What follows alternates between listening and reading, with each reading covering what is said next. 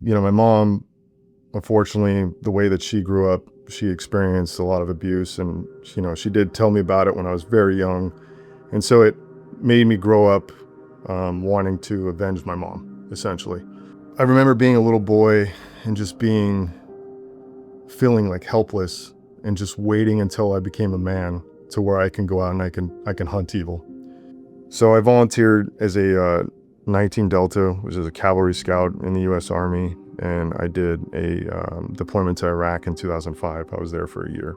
The things that I experienced there were unlike anything I thought of. Like when you see the movies, you think of decisive gunfights with enemy combatants and us.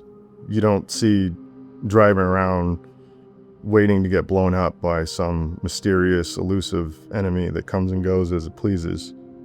So it's very much a prey mentality opposed to us hunting, it felt like, Prior to me joining the Army, my ideology was very embedded in good versus evil. And I really liked that saying from Isaiah. Then I heard the voice of the Lord saying, "Whom shall I send? And who will go for us? Here I am, send me." I used to scream that every time I would go out on a mission and gunning in the turret or whatever I was doing. And I had this understanding that I was the good guy and those were the bad guys, and I was doing what was supposed to be right. My third to last mission, we were securing the Baghdad International Airport road called Route Bayop.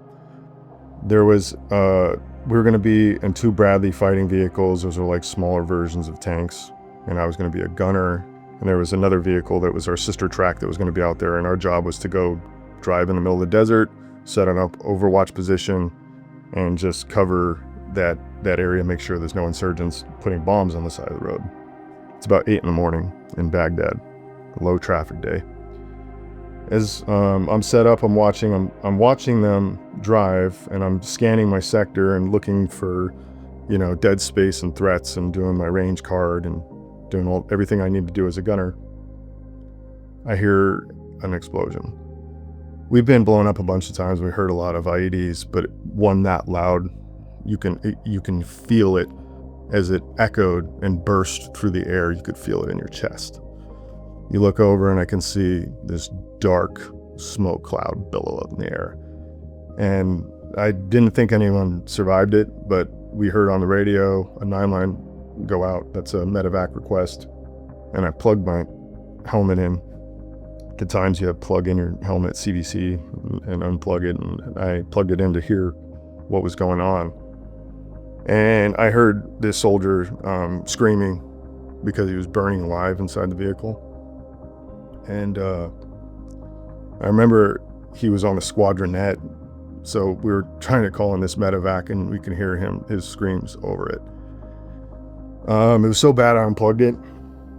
We waited until we got close.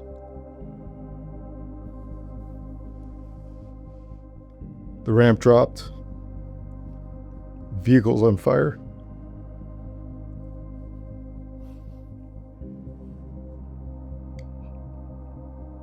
I remember thinking, this is like the moment.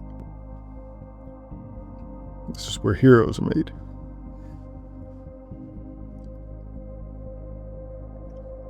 I got this fire extinguisher and this medic bag, and I'm running to this vehicle. It's fully engulfed on fire, and that's when the first 25mm cannon cooked off. The rounds are cooking off. I seen the gunner and the Bradley commander standing outside the Bradley, and they're just dazed, and one's on the ground, one's pointing at me. I can't hear because there's what I thought was like, I honestly didn't, for whatever reason, didn't know what it was, but I see the dirt bouncing all around me, and it was 7.62 machine gun ammo, and then the first 25mm cannon, when it went off, it knocked me down on the ground. And I remember looking up at the sky and thinking, like, this isn't real, And I sit up and I could see the dirt bouncing all around me, and now the vehicle's completely on fire, and they make the decision, we gotta go. We can't stay. I don't like that. So I'm a dumb private. So I'm thinking like a stupid private. So I start running towards the vehicle. I'm thinking if I could just get to it and get in, I'll be able to pull him out. My sergeant runs over, grabs me by the back of my flak vest and starts dragging me. And he's like, "You're going to get us killed. We need to go." And then we had to wait for about 6 hours until the fire went out. And I remember just thinking in my head, like, this is the darkest thing that anybody could ever be through. And I just felt like my desire for revenge was starting to go up, and like hate was filling my heart. You know, my first marriage, after experiencing Iraq and having, you know, post-traumatic stress and all of that, and the undiagnosed traumatic brain injury, that marriage obviously didn't work out. I wanted to try to get into law enforcement or into the fire department, and I was thinking if I can just even out what I lost, like if I save more people than I killed and I save maybe one of my guys, then it'll all kind of, you know, somehow become equilibrium or something. That's when I kind of started thinking, and I was like, you know, what if I can become a medic, and what if I can save more people than I've killed, or maybe I can earn my way in God's graces.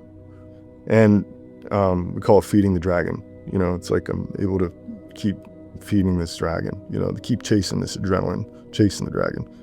I never really thought that I was ever going to find peace, because that's for someone else. To be honest with you, I never really thought that I was going to make it to the end, because when you do those kind of things, you sort of, you know, tell yourself you're already dead, you know. After my injury, and I was in that dark place, it felt, you know, like, man, here I am again. And I couldn't take it anymore.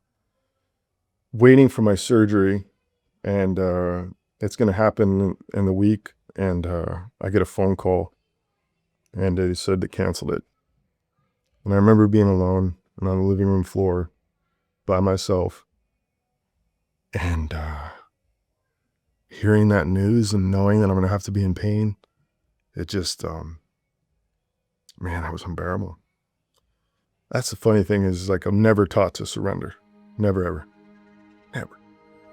But in that moment, full surrender. I just said, Jesus, help me.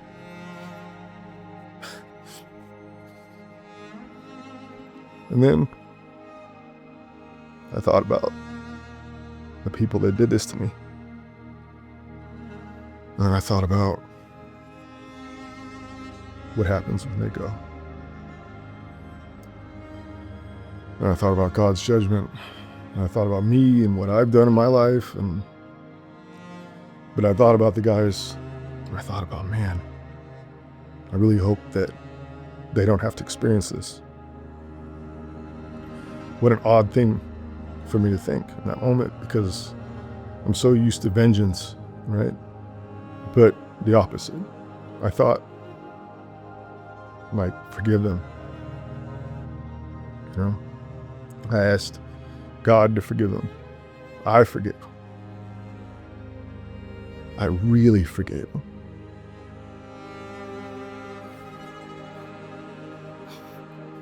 Grace.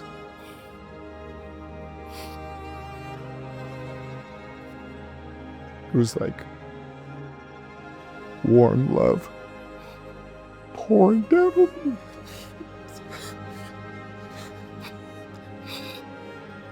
All the darkness purged. I can feel it. Everything lifted. Everything. Like, everything that I've done, all the pain that I caused, people I hurt, the people I saved, everyone in between. You know, you realize that you're a hero in someone's story and a villain in someone else's. That's just the nature of life. But when you are ready, you really surrender and you give it all up to God. It was the most liberating feeling I've ever felt.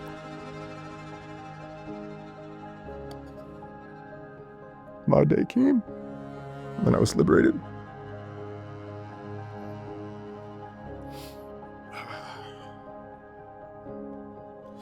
So, I grabbed my phone, set up off the floor. This is at 2 a.m. I get an email from the doctor's office. The surgery's on.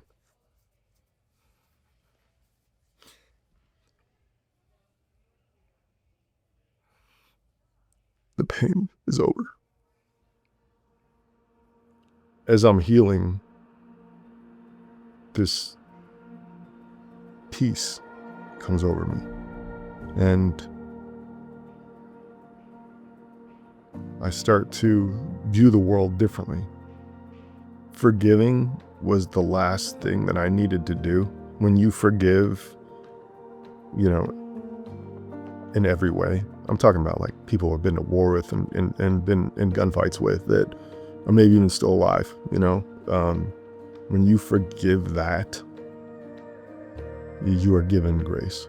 And that grace is like just warm, embracing love. Vengeance and hate is like drinking poison and hoping the other guy dies. That's literally what it is. And it's a trap. It's a cycle and it's a trap. But it's so easy.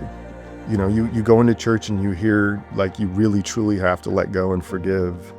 That's when I realized like spiritual warfare is a real thing. And I always prided myself on being this warrior. And having gone through what I gone through, you can't deny God is not an inanimate part of all of our lives, whether you like it or not. We know. And turns out the fighting isn't over, it's just different. And now my goal is to keep fighting, but in a different way, and to bring as many people to Christ as I can. There's no better time than now to start thinking about what do I want to be when I'm done doing what it is that I'm doing? What does that look like on the other side? I never thought about that because I didn't think I was going to survive. But I would say that if you're still running and gunning and you're still doing what you're doing, you need to have a connection. You die thinking that you had to earn your way into heaven, then essentially, you know, you've caused yourself to be in an unwinnable fight because it's already been paid through the blood of the Lamb. Christ already paid for that. And if you don't accept that, then you're denying your own salvation. Your past is your past. You could be the biggest, most dangerous gunfighter in the world, which certainly isn't me, and come to Christ, and you're going to be a completely different person.